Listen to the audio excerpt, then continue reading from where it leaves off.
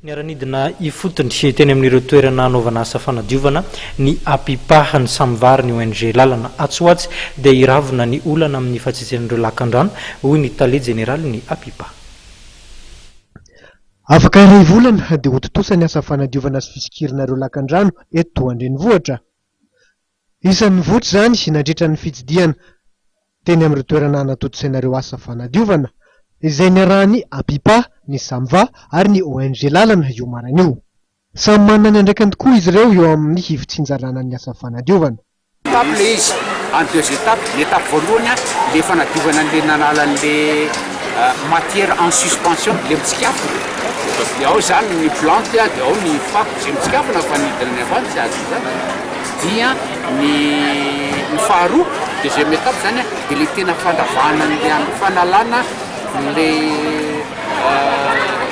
les produits sédimentaires au bas. Zany hoe ny fasika ny vokatry ny alluvion avy any ambony rehetrarehetrany zay no ambany eo.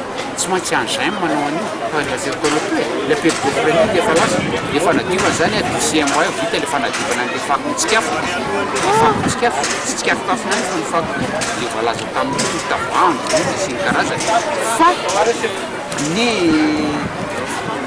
fanadiovana zao ambany zany le curage dia efa lasa le manodina tamin'ny misy mateo d'ici un mois io zany dia vaatibie machine. Fa matsimbola avy amin'ny vondrona Europeana no nahafahana nanatanteraka zao asa fanadiovana zao. Nahazo R5,000,000 ny Apipa, R5,000,000 kosa ny azon'ny Samva anaovana asa fisikirana lakan-drano mirefy 420 km, tatatra mirefy 3,5 km ary mifikojagojana ireo station de pompage misy 5. R2,700 tapitrisa ariary kosa ny ho natolotra ny ONG Lalana ahafaha manatanteraka ny faharamaso ny hifizotran'ny asa sy ireo ezaka fanentanana fikojagojana ireo ho lakan-drano maro samihafa. Tokony haritra 9 volana kosa ny asa rehetra. Tanjona nisy roana ny mety isian'ny fiakaran'ny rano eny amin'ireo faritra iva mandritra ny vanim-potoana rivo-doza 13 420. Ponina mahery ny Etsy any anivon'ireo fokotany misy 80.